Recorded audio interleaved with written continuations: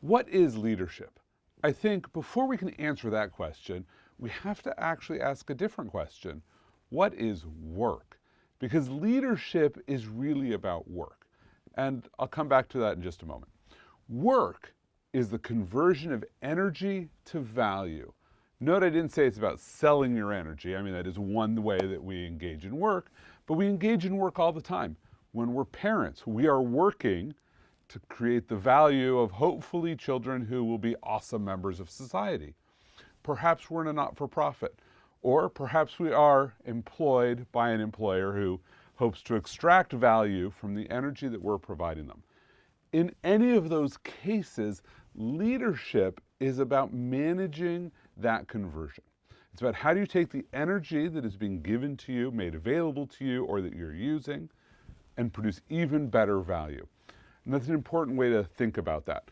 When we talk about leadership, we often conflate it with authority, as if to say the only people who can affect this energy to value conversion are the bosses, the people who get to say what you're actually doing.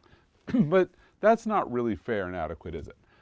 The most important leader is actually the person who's converting energy to value. You have to begin by leading yourself. And let's think about energy to value. And in a sense, I like the phrase work because work also has a meaning in physics, which is about sort of the application of force over distance, which looks a lot like converting energy into value, moving something forward. What are the things that make work hard? That's sort of the really interesting thing, which is how do we waste our energy or produce bad value? Well, we can waste our energy, first of all, by just having a bad day. Like you're grumpy, you're sick, whatever it is, you don't have enough energy to actually produce the value. Think about the initialization cost. Just to get to work, you're spending energy, getting yourself dressed, getting out of the door, if you're traveling to work, setting up. And if that was all the energy you had to produce, the actual place where you produce value sits on top of that. So the initialization cost, the energy that you pay just to exist in the space where you do work, is all wasted energy. That's energy that isn't actually contributing to value. So one thing you can do is minimize that, or understand on certain days you just don't have enough energy and instead apply your energy to some other value producing activity, like maybe getting well, so that you'll have more energy the following day. Another place where energy struggles is as we go to apply it, do we have the right skills for the work that we're doing right now? For instance, we might be trying to create the value of, hey, producing this awesome video, and if we don't have the right skills to talk in front of a camera, to do the editing, etc., that's all going to harm the value, or it's going to make us spend even more energy as we're working along our way. So that's the second area we need to address when we come to our leadership conversation. The third area, of course, is alignment. We need to make sure the value that we're producing lines up with the value that our neighbors are producing. If, for instance, we have an organization with 50 people pushing in one direction and 50 people pushing in the other direction, we're going to cancel each other out. Our net value is going to be zero. So that's where leadership sits, in how do we manage this flow from energy over into value. And so the first set of skills are all about sort of personal leadership, which is really how do we take that energy reservoir that we have, we want to maximize its growth over time, and we want to maximize its applicability to an environment. The second set of leadership skills are really the ones that sort of sit in this middle, which is really about how do we help manage other people and the people around us, doing team leadership. How do we get better at skills? How do we make sure that we've aligned the right people to the right task? How do we make sure that as people depart our organization, whatever organization it is, I guess if you're a parent, hopefully you don't have people departing very often, but if you're an employer, you're turning people over. So how do you make sure that as people come in, they're adding in the skills to replace the people who are departing? And then organizational leadership, because you need to make sure that the whole organization is aligned to move in a specific direction. Now, when we talk about leadership, we often talk about this sort of command model. And so on one end, we apply the command model to sort of mission-oriented leadership. How do we get stuff done?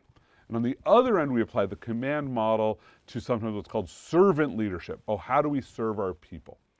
And the reality is that those are two different aspects of leadership, and they're not in tension. You can be a servant leader who is also mission-oriented. Because at the end of the day, really, what is a servant leader doing? Well, they're trying to maximize the total value by maximizing the energy available. Whereas what we often think of as a mission-oriented leader is trying to maximize the total value by minimizing value lost at this last stage. A great leader wants to apply different parts of this. You'd love to increase how much total energy you have, what skills are available to your team to apply, and the alignment that produces value.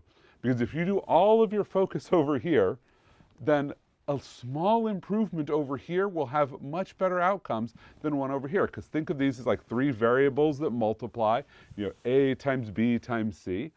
And if you maximize them all, let's say that they go to 10, from 1 to 10, if they're all at 10, your total output is 1,000. Like that's the best you could get. Well, if they're all at 1, you're getting output of 1. And if the first thing you do is maximize this sort of the organizational end of it, you get it up to 5, that's great, you've got an output of 5.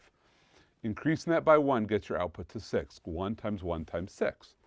But if instead you have that 5 and you can move this energy input, the servant-oriented leadership, to 2, 2 times 1 times 5, that's an output of 10. Double the middle one, 2 times 2 times 5, that's 20, right? So maybe you focus on personal development and skills development in your organization. Whatever you're weakest at is actually the place you often want to improve. A 1% change in any one of these places, and I say 3, it's hundreds of different skills you need to apply. And so as we think about our leadership journey, we shouldn't think about how do I look like someone else. It's how do I find the places where I as a leader can maximize the output of the skills that I give to people. That is the lesson of 1% leadership.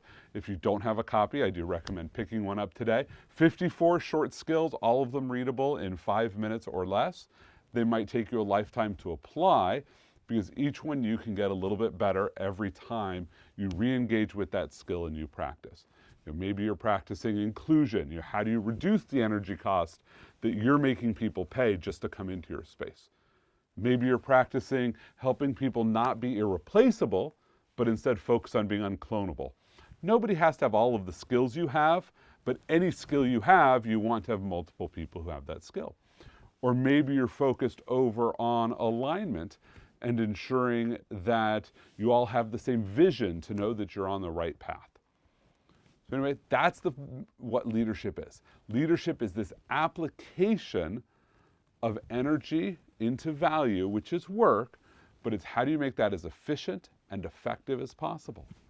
Develop your own leadership style and get 1% better every day.